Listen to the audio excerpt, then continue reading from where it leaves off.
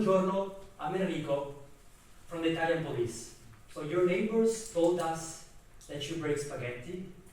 Is it true? That's the icebreaker I've used thousands of times while I was knocking on Australian doors asking for people's credit cards. But let's rewind back a little bit. So last year I relocated to Australia, Melbourne, just to spend my gap year there, having a good time. And I went there to have a good time for sure, but at the same time, I went there without a friend, without a job, just with 2 weeks of accommodation in a 6-bedroom hostel. That was it. And when I came back to Genoa, Italy, I started talking with my parents, with my friends, and telling them my experience. And they always told me, "Ah, Enrico, wow, you're so brave, you're so brave." And I was like, "Yeah, no, thank you so much. No, not true. And this made me think, because if we put things in perspective, I think about all the immigrants, for example, during the 20th century, who had to relocate, to move from their country, for example, Italy, to go to Australia, US, and they went there with nothing, no money, just a luggage made of paper. And to me, that's real braveness. When I went there, I remember, no, if I miss pasta al pesto and focaccia for too long, 26 hours, back to Genova, for sure. So that's my idea. A little bit different, right? A little bit different. But after that, of course, I went there with my student money. So student money, I don't know if you remember, the good old times, the wallet, not too big, right? So I went there, I needed to find a job. I found this job in sales. I was very happy with it. But at the same time, I struggled quite a bit. I struggled specifically for the barrier language. Please raise your hand if it has ever happened to you that you thought to know a language, but then you went to that country and locals actually showed you don't know nothing. Nothing at all. There we go. Some tears over there, someone crying. Yeah, exactly. So in my case, I remember I was knocking.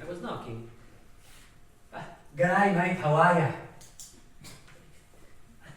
Sorry, I got some water in my ears. Could you repeat again? What can I do for ya? The weather, beautiful weather, right? Yeah, thank you for asking. Just a mess. And also I had to ask these people their credit cards. So I had to have at least full conversations, right? To build some trust, just a little bit, just a little bit.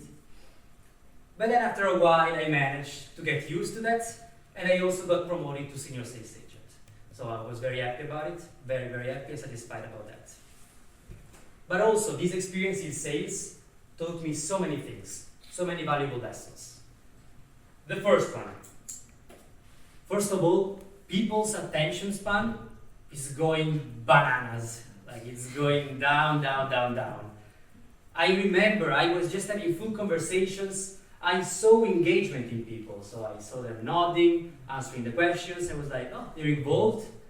So I'm just saying, okay, perfect. So it's gonna be $1 a day for as long as you can. You can claim it back on taxes. What we do now is just the registration.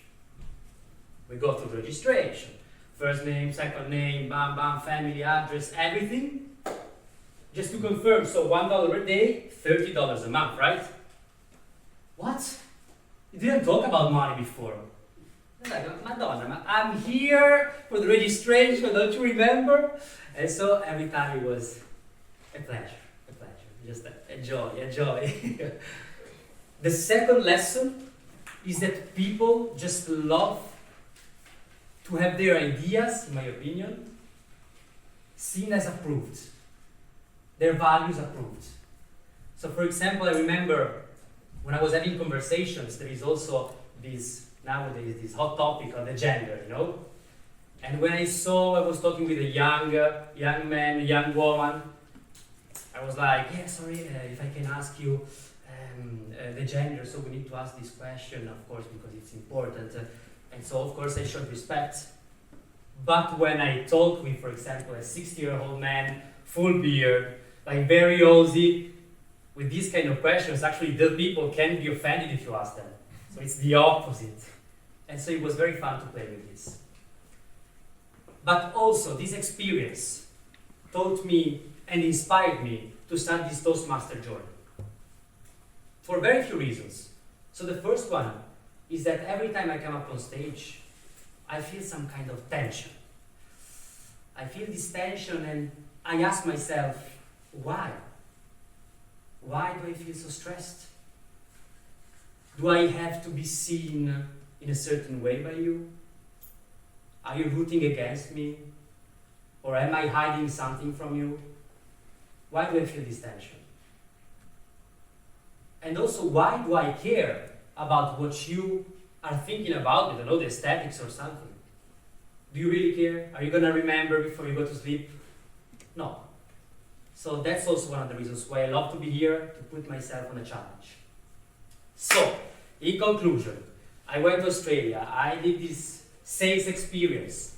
It taught me valuable lessons. I learned a lot, I struggled a lot, and it inspired me to be here. So the reason why I'm here, I want to give a full answer to those questions. So for me, it's not about communication. It's about this introspective journey of understanding the reasons and the answers behind those questions. So now the question for you is,